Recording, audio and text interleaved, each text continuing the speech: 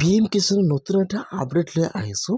এইটো আপডেট হ'ল আপোনালোকে যদি PM কিষাণৰ পইচা লাভ কৰি আছে অথবা আপোনালোকে PM কিষাণৰ কাৰণে এইবাৰ নতুনকৈ এপ্লিকেশ্যন কৰিছে, এতিয়ালৈকে আপোনালোকে PM কিষাণৰ পইচা লাভ কৰা নাই আৰু বহুতে কিন্তু PM কিষাণৰ 18 নম্বৰ কিস্তি লাভ কৰিছে।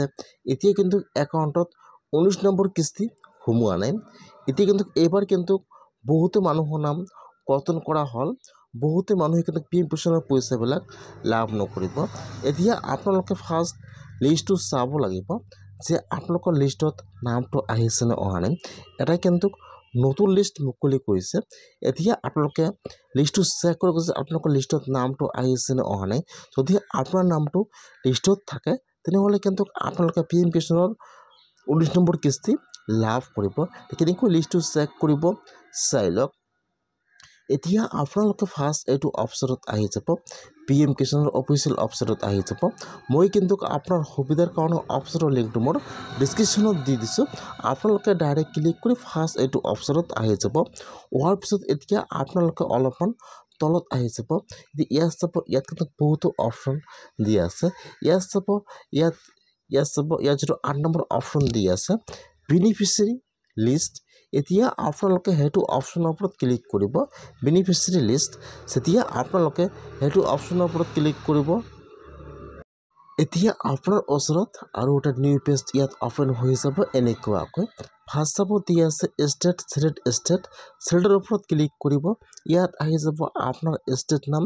ফাৰ্ষ্ট আপোনালোকে ইয়াত যিটো আপোনাৰ ষ্টেট নাম্বাৰ ছিলেক্ট কৰি লৈ ল'ব। তাৰপিছত ইয়াত আহি যাব আপোনাৰ ডিষ্ট্ৰিক্টৰ নাম। এতিয়া আপোনালোকে ইয়াত আপোনাৰ ডিষ্ট্ৰিক্টৰ নামটো ছিলেক্ট কৰি লৈ ল'ব। তাৰপিছত ইয়াত আহি যাব আপোনাৰ ব্লকৰ নাম। এতিয়া আপোনালোকে ইয়াত আপোনাৰ যিটো চাব ডিষ্ট্ৰিক্টৰ নাম আছে, ইয়াত আপোনাৰ চাব ডিষ্ট্ৰিক্টৰ নামটো ছিলেক্ট কৰি লৈ ল'ব। তাৰপিছত এতিয়া ইয়াত আহি যাব আপোনাৰ ভিলেজৰ নাম।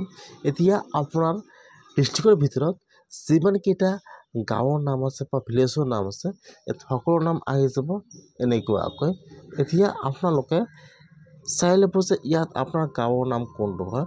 ইয়াত যিটো আপোনাৰ গাঁৱৰ নাম হয়, এতিয়া আপোনালোকে আপোনাৰ ইয়াত চাই লৈ আপোনাৰ গাঁৱৰ নামটো ছিলেক্ট কৰি লৈ ল'ব। ইয়াত চাব, ইয়াত যিটো আপোনাৰ গাঁৱৰ নাম হয়, এতিয়া আপোনালোকে আপোনাৰ ইয়াৰ পৰা আপোনাৰ যিটো গাঁৱৰ নাম হয় ছিলেক্ট কৰি লৈ ল'ব। তাৰপিছত আপোনালোকে এতিয়া গেট ৰিপৰ্টৰ ওপৰত ক্লিক কৰিব। এতিয়া কিন্তু আপোনাৰ ওচৰত আপোনাৰ গাঁৱৰ লিষ্টটো অপেন হৈ যাব এনেকুৱাকৈ। ফাৰ্ষ্ট আহি যাব চিৰিয়েল নম্বৰত আহি যাব ফৰ্মাৰ নাম আৰু এইফালত আপোনাৰ জেণ্ডাৰ আহি যাব, যি আপোনাৰ জেণ্ডাৰ হয় মেল আহিব, ইয়াত আহি যাব এনেকুৱাকৈ।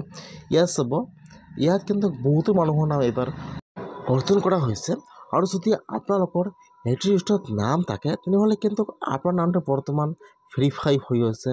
আপোনালোকে PM কিষাণৰ পইচা লাভ কৰিব যদি আপোনালোকে নতুনকৈ আবেদন কৰিছে আৰু যদি আপোনালোকৰ এইটো লিষ্টত নাম আহিছে তেনেহ'লে কিন্তু আপোনাৰ একাউণ্টত এই মাহতে PM কিষাণৰ পইচা সোমাই যাব।